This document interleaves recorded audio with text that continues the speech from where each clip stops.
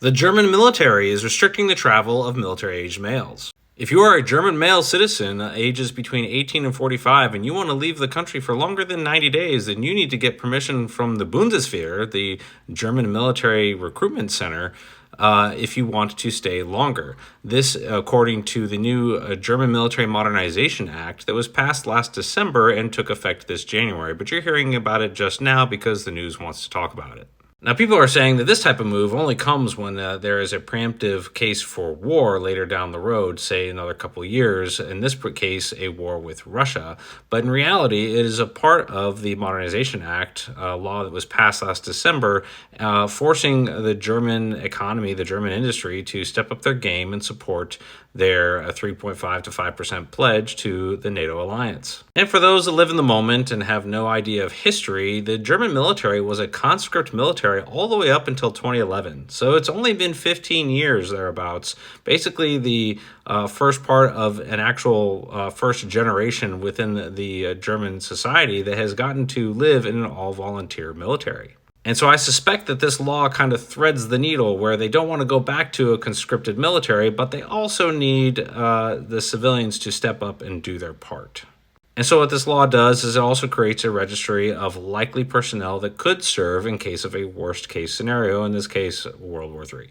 Now, despite what everybody thinks about the future, this current war with Iran between the U.S. and Israel has actually probably pushed off the potential for World War III indefinitely, because the key points around the globe that could have started World War III were a Chinese-Taiwan conflict, a NATO and Russia conflict, and a North Korea Korean Peninsula conflict.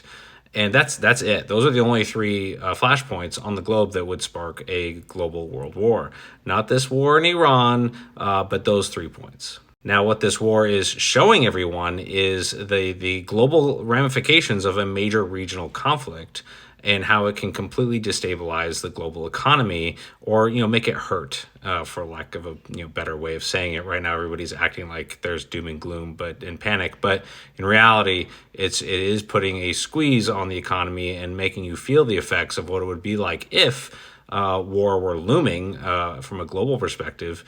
And so I think that once all of this is said and done, people are really going to recalculate their military power and what they hope to get out of the decisions that they make, and that maybe, just maybe, trying to reach for certain territory is not worth it in the long run. I'm talking to you, President Xi.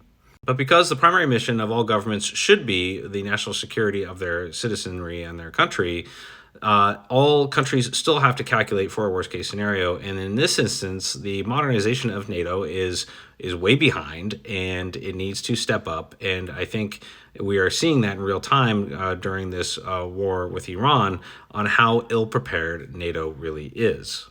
I mean, just look over at the UK, and their defense minister can't even tell you how many surface combatant vessels they have, which I think is approximately like 17, and how many are in dry dock is like greater than 30%. And so what does that mean? Well, there's a 1/3 rule that is applied when we talk about maintenance and readiness, and basically 1/3 of your military is in repair, 1/3 is in training, and 1/3 is deployed, and that's the general rule. And in this instance, when a majority or a large minority of your ships can't even set sail, that's a problem.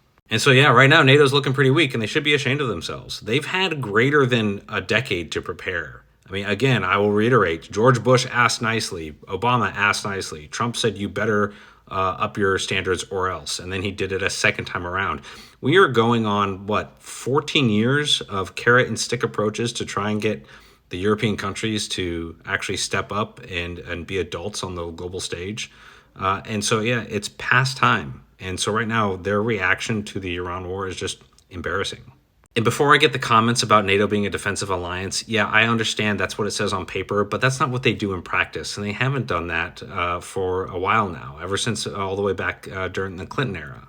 You have Bosnia in 95, Kosovo in 99, Libya in 2011, all times where NATO basically conducted preemptive defensive actions against authoritarian rulers of some type in order to bring peace to the region. And if anybody's seen my previous TikToks, which I apparently am like almost ahead of Marco Rubio, because I already told everyone why I believe Trump is acting the way he is. And while I don't agree that the U.S. should leave NATO, it absolutely needs to be a revisited conversation. And then lo and behold, Marco Rubio says the same damn thing like a day later.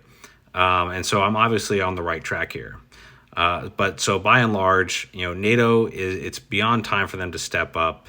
And they just really need to put their big boy pants on and show everyone the global power that they really can be when they're called upon.